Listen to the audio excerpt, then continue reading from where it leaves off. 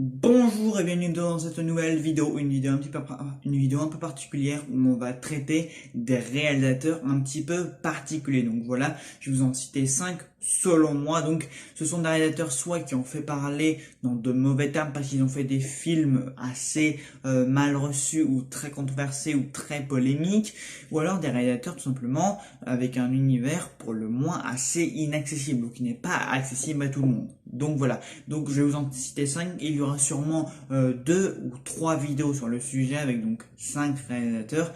Et donc bah écoutez, on va tout de suite commencer par le cinquième. Stanley Kubrick. Alors moi, Stanley Kubrick, franchement, c'est un réalisateur que j'adore. Oui, j'adore, mais c'est un réalisateur quand même qui a un univers assez particulier. Voilà, entre l'Odyssée de l'espace, Barry Lyndon, Spartacus, ou même Les Sentiers de la Gloire, ou bien entendu Full Metal Jacket, ou même Shining. Voilà, c'est plus connu, Lolita et Sweatshot et tout ça. Voilà, moi, c'est un réalisateur que j'aime bien, mais qui a son univers à lui. Voilà, Kubrick était réputé quand même pour faire des films assez bon. Orange Mécanique, c'est son film qui a fait le plus polémique, c'est son film qui a été le plus controversé, voilà, son film le plus insoutenable, voilà, qui dénonce l'extrême violence, la perversion et tout ça. Donc c'est vrai qu'Orange Mécanique, moi, contrairement à beaucoup, il m'a pas tant marqué que ça. Peut-être que je devrais le revoir. C'est vrai, enfin, je l'ai revu il y a 1 ou 2 mois, je crois, et voilà quoi. C'est vrai que il m'avait quand même un petit peu plus marqué. Voilà, c'est vrai que j'ai toujours des flashs de ce film dans ma tête. Mais oui, Stanley Kubrick, c'est un réalisateur comme qui n'a pas toujours fait parler dans les meilleurs termes. Tous ces films ont des ondes un peu particulières, notamment 2001. Voilà, il a sa patte, son identité, sa personnalité, sa façon de voir les choses. Voilà, 2001 notamment, qui est un film très lent que oui, je vais peut-être en énerver certains, mais un 2001 qui est un film que je n'aime pas beaucoup. Voilà, je l'ai revu au cinéma il y a quelques mois. On peut pas dire que c'est un film que j'apprécie beaucoup. Voilà, il a fait aussi polémique avec Ace Watcher, donc qui est mon Kubrick favori personnellement. Voilà, moi j'adore Ace Watcher. Pareil avec son Shining, bon qui est c'est très loin d'être un film qui me fait peur, mais c'est un film qui a choqué beaucoup de personnes à l'époque, hein, comme les vieux films de l'époque, genre le projet Blair Witch ou même l'Exorciste ou même je sais pas moi, oui l'Exorciste quoi.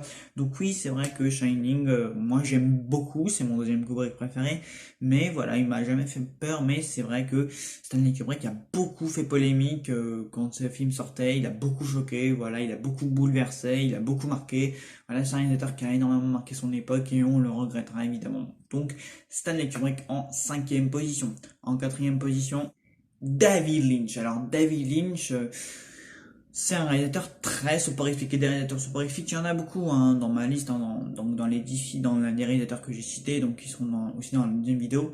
Donc David Lynch, c'est un réalisateur très soporifique, très space, très mystique, voilà.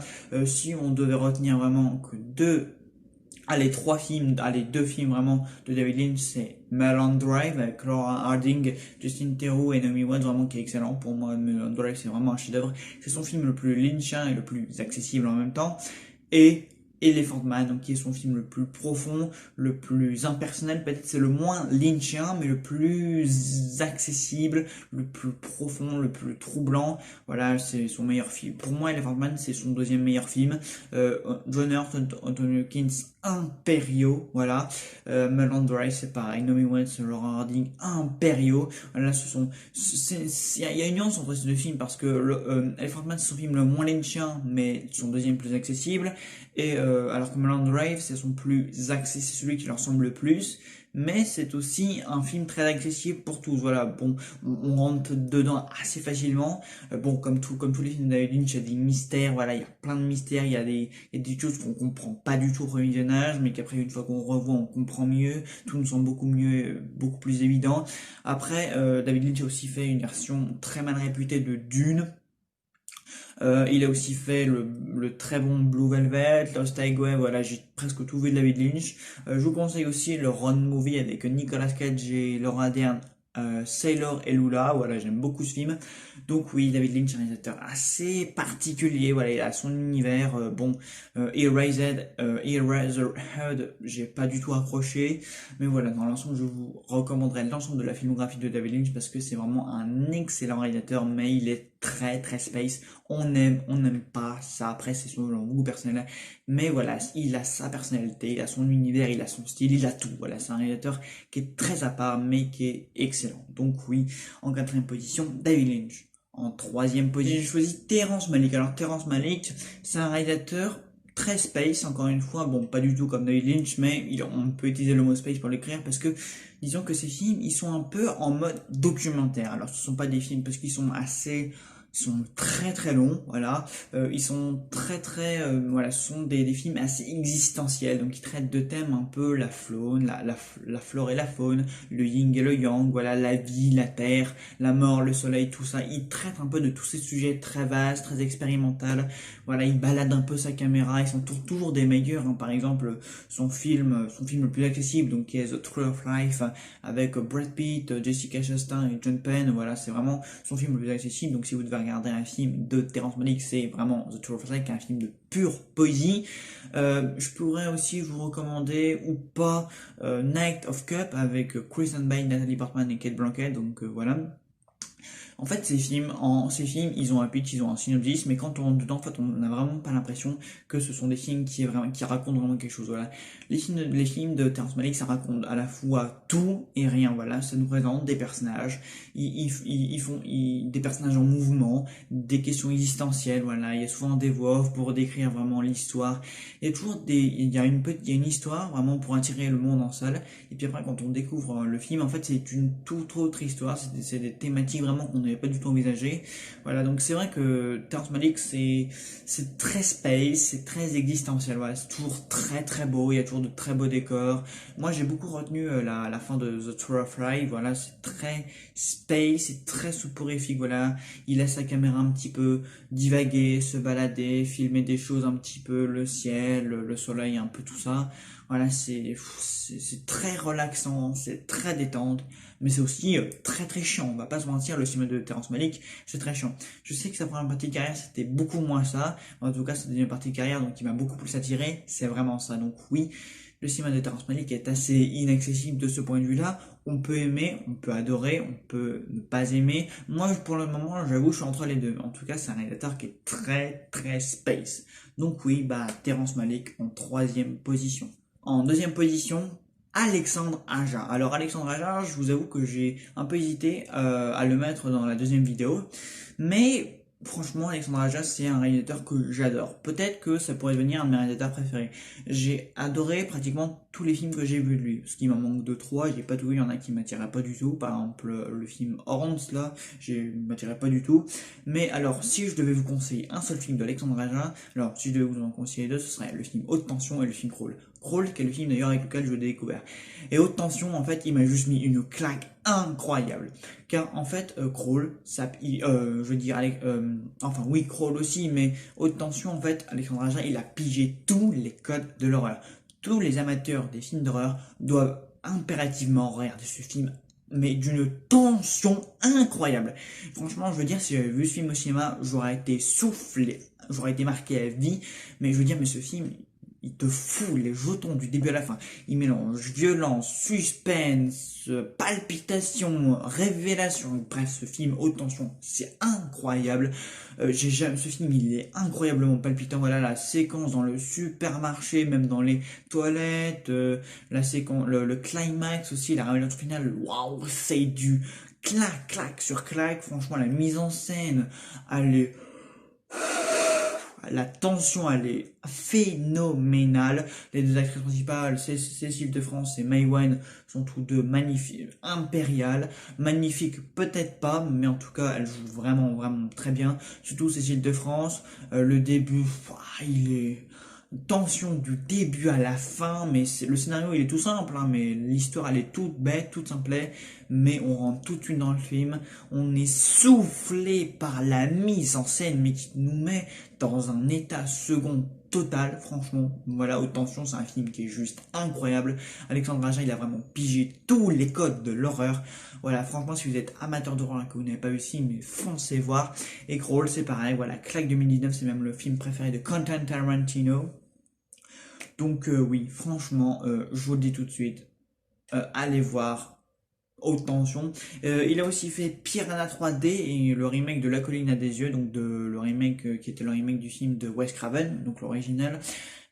Bon, La Colline des yeux, contrairement à beaucoup, je ne l'ai pas beaucoup aimé. Voilà, il m'a pas du tout marqué, mais bon, ça, c'est encore une fois, c'est que mon avis personnel. Mais voilà, quoi, franchement, haute tension, regardez-le. Regardez aussi Crawl avec Kaya Corraderio et Piper Laurie parce que j'aime beaucoup. Franchement, c'est Crawl, c'est un très bon film. Je l'ai pas découvert au cinéma, j'en suis un petit peu déçu d'ailleurs parce que la mise en scène, l'écriture, tout ça, c'est vraiment très bien travaillé. La tension aussi qu'il y a dans Crawl, elle est impressionnante. Donc oui, franchement. Alexandre Aja, c'est un réalisateur assez particulier qui est très dans le gore, dans la violence, mais au niveau de la mise en scène et de l'écriture, il est excellent. Voilà, c'est un nouveau petit master de l'horreur. D'ailleurs, je vous signale que son prochain film se nommera donc O2 avec Mélanie Laurent et Mathieu Marie. Donc c'est l'histoire en fait d'une femme qui est enfermée dans un caisson, dans un espèce de caisson, dans un espèce de cercueil dans une caisse où elle va manquer d'oxygène et elle va devoir en sortir. Et ce film donc sera dans la veine de Buried avec Ryan Reynolds. Donc oui, Alexandre Aja prend aisément place dans ce top. Réalisateur suivant.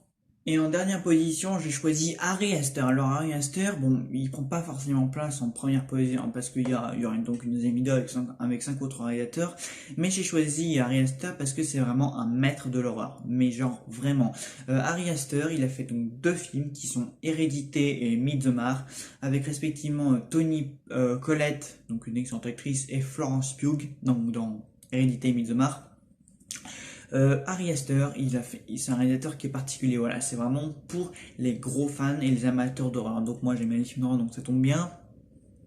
Mais dès Hérédité, il te met grec. Travail au niveau de la mise en scène, travail d'écriture, travail d'ambiance, travail de fond en arrière-plan, travail de lumière, travail de tout, même les musiques grinçantes. Pour vous dire, même Midsommar, j'étais pas bien du tout, franchement, devant ce film. C'est un film qui m'a mis extrêmement mal à l'aise. Voilà, Ari Aster, c'est un réalisateur qui arrive à choquer, à marquer, à mettre mal à l'aise. Voilà, Midsommar, c'est un film qui est vraiment magnifique au niveau des décors, de la lumière, des personnages, tout ça. Voilà, mais après, il y a vraiment des scènes très très troublantes et choquantes dans Midsommar. Voilà, c'est un film qui m'a vraiment retourné. Voilà, j'ai même vomi après la séance, c'est pour vous dire. Donc oui, voilà, je tenais à vous en parler parce qu'Ari Aster, c'est vrai que en plus, il va peut-être faire un film avec Joaquin Phoenix là, donc j'ai vraiment hâte de voir ça.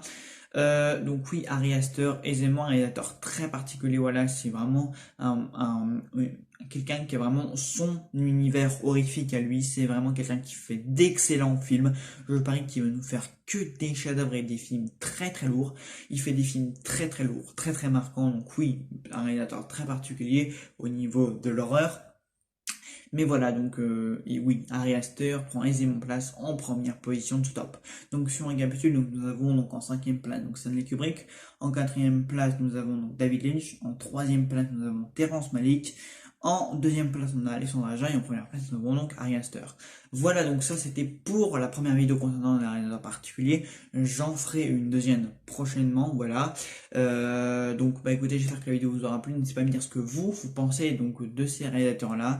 C'est vrai que ce sont des réalisateurs donc qui ont beaucoup fait donc dans la seconde donc dans les cinq autres réalisateurs qui seront dans la deuxième vidéo, il y aura des réalisateurs beaucoup plus controversés et polémiques que ça, vous allez voir. Mais vraiment ceux-là, ce sont déjà du très très lourd. Voilà, c'est plus des réalisateurs aux univers assez soporifiques ou assez inaccessibles en tout cas. Mais oui, donc on peut pas dire que ce sont des réalisateurs controversés, mais en tout cas, ce sont des réalisateurs, voilà, pas tout public, on va dire ça comme ça. Donc voilà, donc j'espère que ma vidéo vous aura plu. N'hésitez pas à liker, partager, commenter, et puis on se retrouve prochainement pour une nouvelle vidéo. Salut à tous.